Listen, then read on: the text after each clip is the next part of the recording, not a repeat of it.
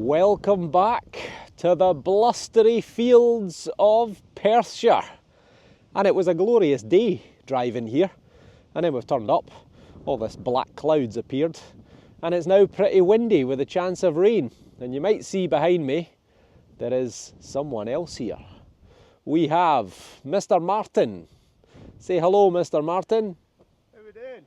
There we are. Mr. Martin's here. So I've had Pete out. Now I've got Martin out, and in a few days' time I'll even have Simon. So all I'm missing now is Albert, and the old gang is back together. We are back out on the field, so we've got the medieval spring over in that direction. We've got the village back beyond the brow of the hill. And well, the last time I was on this field I got 6 bits of silver in one day. It's actually been ploughed. I don't know if you can see that there, but it's literally probably just been ploughed within the last few days, I would say, looking at it. It's formerly a carrot field, so they're trying to break the straw down. I don't know what that's going to mean for us. Sometimes when it's freshly ploughed it can be difficult to get targets, but I'm hoping that we're going to turn up some more good stuff. So let's go and see if we can find some treasures. Let's go, Marty. I have walked all of 15 feet if I'm lucky, and we've got a screamer. 92. Silver on the first hole, or a bottle top. Not going to be easy digging.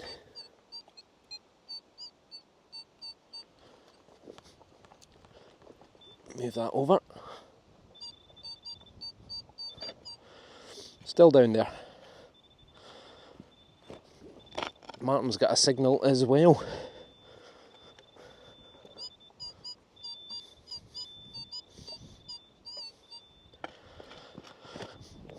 We're right on the end of the plough line, so it's quite furrowed. But we're out, and I think we actually might have a bit of copper pipe. I think we do. Nope, it's not a copper pipe. It's a tractor part with a couple of holes in it. Oh no, in fact, it's a hinge. It's a hinge. It's a brass hinge for a door. Ah well. Ground conditions are a bit of a nightmare, unfortunately. It's really roughly ploughed, and big lumps of soil all stuck together, loads of stones. Very uneven surface, so it's not easy to detect. But we got a 75, and it looks like a possible button. Maybe. With a possible bit of gold on there. And a star as well, I would say. I think it's a button, but not sure. Not sure why it's got that star bit. I'm assuming that's where the shank would be, and it would just be plain on the outside. There's a little trace of gilding on there, the gold colour shining through. I don't think it's massively old. If it is a button, I think it's probably going to be middle of the 19th century, something like that. But if you know, comment below. But it's the first find of the day. Well, good find. Martin's got a coin. 15 minutes in, and he's got a... Yeah, typical. George the 5th. 1 penny. Bendy thumbs to work. You got a date? No, 1917 maybe? 14. 14. Yep, 1914, the outbreak of the Great War. It'll be over by Christmas, apparently. And needless to say, it wasn't. What was it, over 10 million killed? Over half of them were civilians, as is often the case. But there you go. George the 5th. 1914, the most common coin that we ever find of a monarch, at least, is George the 5th. Martin says he's got another coin. He says it's too good to be anything else, so let's put him on the spot.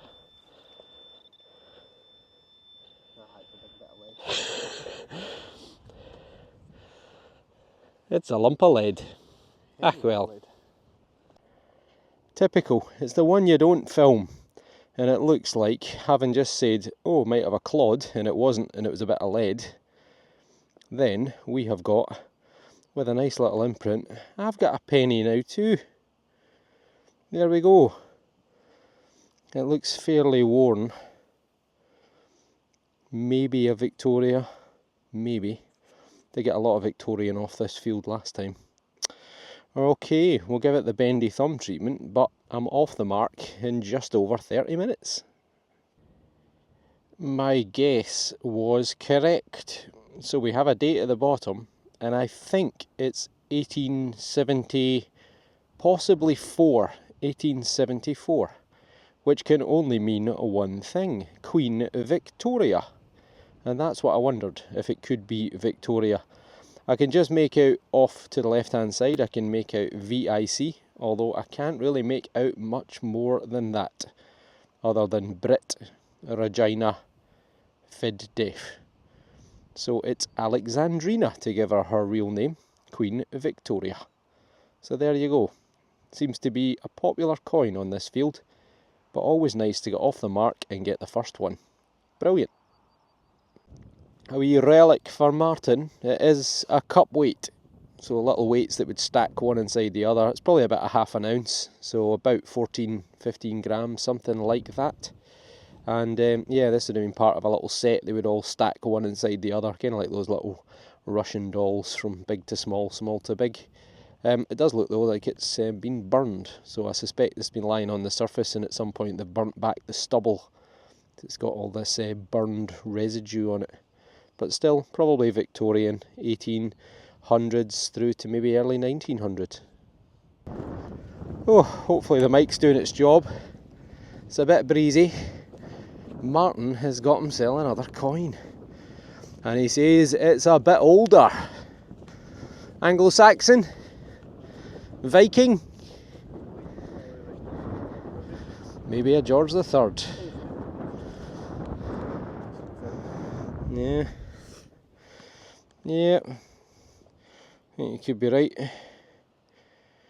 Maybe George III halfpenny, maybe. Well, I think the bendy thumb will be struggling with that, but could make it a G at one part of it, like. Right. Well, I can give it a bash if you want. That's alright. A gentle rub.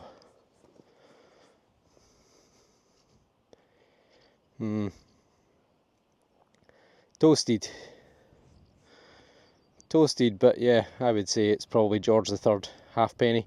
I mean, it is a bit of an irregular shape, so it could even be George II or George I, but either way, definitely Georgian. So sometime from the first George, George I, 1714 to 27, George II, 1727 to 1760, and George III, 1760 to 1820. So somewhere within that period, and either way, at least a pint or two of beer. Well done, Martin. 2-1. 2-1. We've got a monster clod. 88, 89. See if we can track it down and break it up. Don't think I'll be able to lift it otherwise.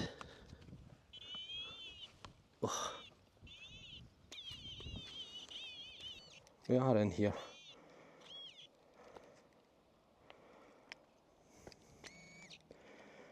What's that? It's round-ish. Oh, it's silver. I think we've got silver. And we've got another love heart. Don't believe this. There's been a lot of loving in these fields. A bit of silver! Looks like a love heart.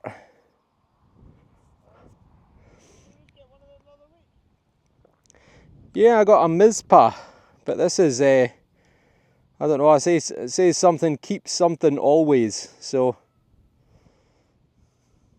and it's got a little key on the back, I think. Brilliant. Right, where's my water bottle?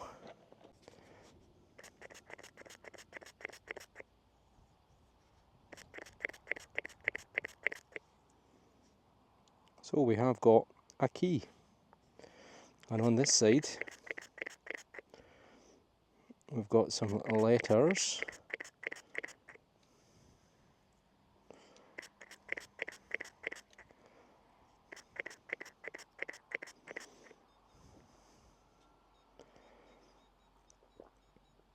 Who keeps this keeps love always.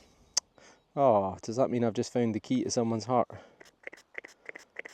So I wonder if this was thrown away or lost by accident. But we're on the silver, and well, I don't think it's massively old. I think it's probably only 100 years or so. Sorry, I'm getting myself in the right fuddle here. Let's give it a wee dry. I'll give you a wee bit more of a close-up. So I don't think it's solid silver, or pure silver should I say, because it's got a few corrosive, rusty sort of marks on it, so it's maybe like 50% or something. But that is a nice thing, very nice. Who keeps this keeps love always. Well, I need to wear that round my neck going forward. Fantastic. Outside chance of another coin. It didn't sound like one. It's either a coin or a button. Oh, it's a button. Nope, it's a button. Ah, well. It's an old button, but it is a button. Still got the shank, which is always nice to see. Kind of helps you give it a little bit of an identification. I don't think it's going to be decorated, just a plain one, I think. Yep, a little copper alloy. Little copper alloy button. And it's probably Georgian, I would guess, sometime in the 1700s, maybe pushing through to the beginning of the 1800s. Probably contemporary with Martin's Georgian coin, but nice to find. It's been a wee while since I've seen Martin, because I've been away working, and I just happened to say to him, any news on your gold coin? If you remember, Martin found a hammered gold Rial, which was what, 2.5, 3 years ago? And I said to him, yeah, any news on that? Because it was supposed to have been going to Treasure Trove. And he says, oh yeah, it's gone through. Just went through a few weeks ago. And he got his offer, and he got all the information about the coin. I'm not going to spoil it, but when I do a video on it, you're not going to want to miss it. So look out for that one. Marty, look at the smile on his face, because he's so happy. So happy. Right, okay, no more spoilers on that, but coming soon. Watch this space. Okay, we've got a nice one here.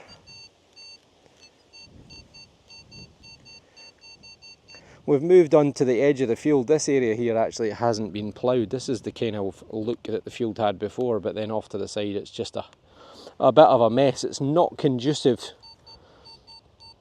to good detecting. 91.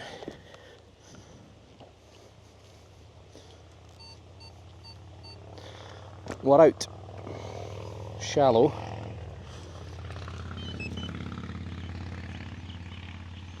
There's something green. It's a thing. Oh, it's like a hinge, like a clasp. Turn my pinpointer off. Could be a hinge, could be a clasp. Is it ancient or is it modern?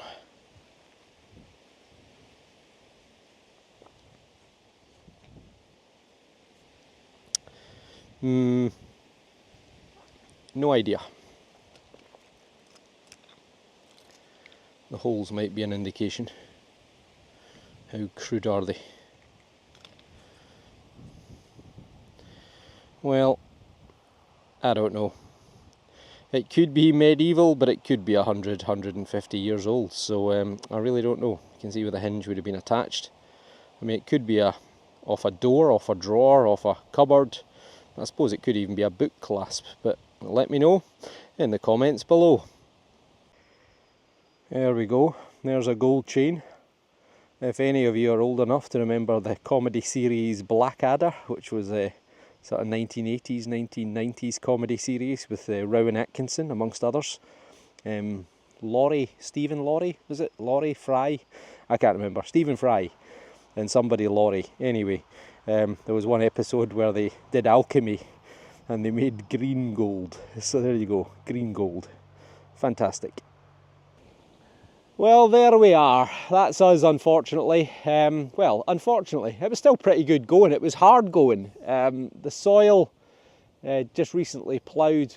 Difficult walking, difficult swinging. But I did get my wee silver love heart. What did you get? 2 coins?